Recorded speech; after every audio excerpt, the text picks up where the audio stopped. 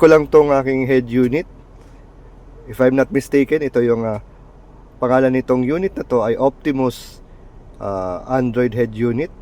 Maganda dito, meron siyang voice command. Screen on! Diba? So punta tayo sa home. So yan yung kanyang home. Makikita mo yung mga time, yung date, and para siyang tablet. So isa sa mga nagustuhan ko dito, yung kanyang 360 degrees camera. So kitang-kita nyo naman, no? Napakalinaw ng kanyang camera. Yan yung kanyang overview, kanyang back view sa left, ito sa both, yung full front, tapos may camera siya kung gusto mong makuhaan, and syempre yung parang mayroong ano dito, parang shopping. Tapos ito pala may ito, may lagayan ng USB. So dyan save yung mga videos. Then ito naman yung para sa SIM card. Para kung sakaling gusto nyo kailangan ng data katulad ng YouTube at Google at Facebook, pwede rin. Maganda dito, meron ding videos. Ayan, katulad yan.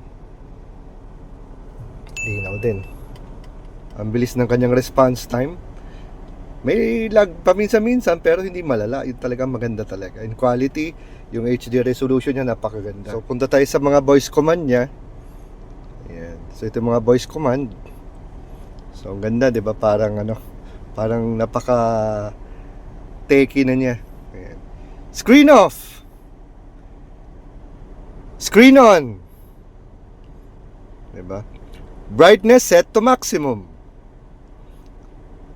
Brightness set to minimum. Yung mga ganyang klaseng mga napaka-importante, hindi mo na kailangan pindutin, 'di ba? Yun ang mga madalas kong gamitin eh. Tapos yung turn on navigation. So pupunta na siya sa Waze. Then kunwari nakatambay kayo, medyo may ginagalaw para hindi ka masyadong magpipindot. Open YouTube. Oh, 'di ba? So may YouTube siya. So linaw rin. Oh. 'Di ba?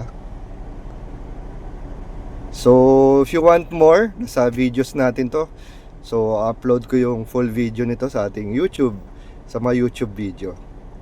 So till here, sana nagustuhan niyo ating munting YouTube shorts. Ingat!